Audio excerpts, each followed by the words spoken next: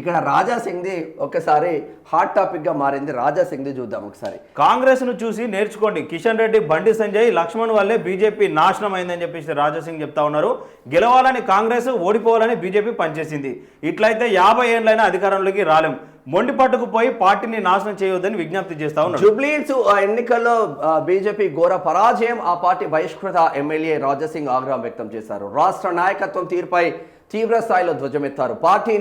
Party నేతలు గెలుపు కోసం కాకుండా ఓడిపోవడం కోసం పనిచేశారని ఆ సంచలన ఆరోపణలు చేశారు. కేంద్ర మంత్రి కిషన్ రెడ్డి, ఎంపీలు బండి సంజయ్, లక్ష్మణ్ టార్గెట్ గా రాజాసింగ్ విరుచుకుపడ్డారు. జూబ్లీహిల్స్ ఉప ఎన్నికల ఫలితాల అనంతరం ఆయన మీడియాకు ఓ వీడియోను విడుదల చేశారు. జూబ్లీహిల్స్ బీఆర్ఎస్ సిట్టింగ్ స్థానం.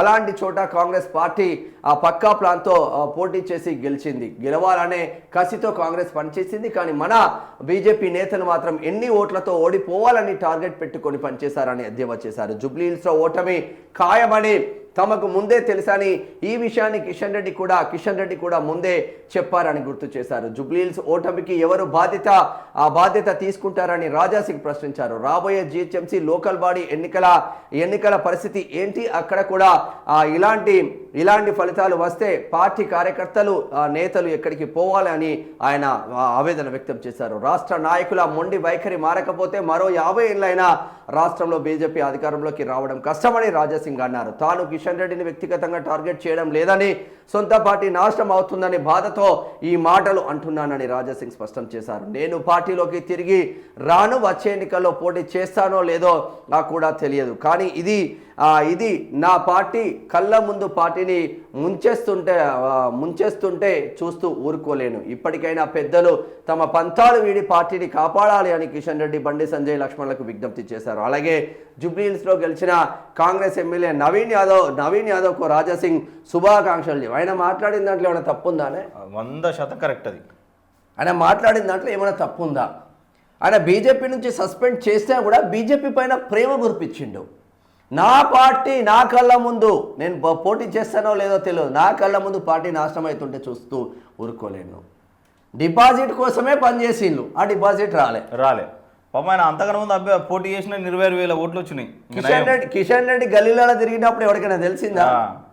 ఆయన బండి సంజయ్ 3-4 సార్లు వచ్చి ప్రెస్ మీట్లు పెట్టి ర్యాలీలు నిర్వహిస్తే ఆ 17,000 వచ్చినట్టున్నది. లేదంటే ఆ 10,000కో 5,000కో పరిమితం అవు నాకు తెలిసి. పాపం ఇంకోసారి ఆయన కట్టర్ కాషాయ కార్యకర్తలు బండి సంజయ్ ఆ ఉగ్ర రూపం చూసే ఆయనతో 17,000 వచ్చినాయి. కిషన్ రెడ్డిని చూసి వస్తాయే? కిషన్ రెడ్డిని చూస్తే ఎవడన్నా ఓట్లేస్తాడు?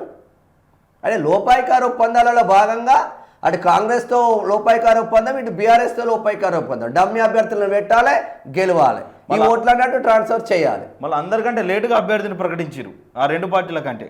మీకు ఉన్నదే ఒక అభ్యర్థి, ఎవడు పోటే పడతలేడు ఆడ.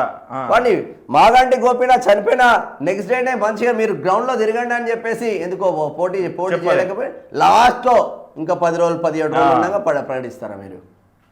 మీకు ఏడుంది చెప్పు చిత్తశుద్ధి మీకు? అసలు గెలవాలని పనిచేసినట్టు అనిపిస్తలే ఆడ కథ.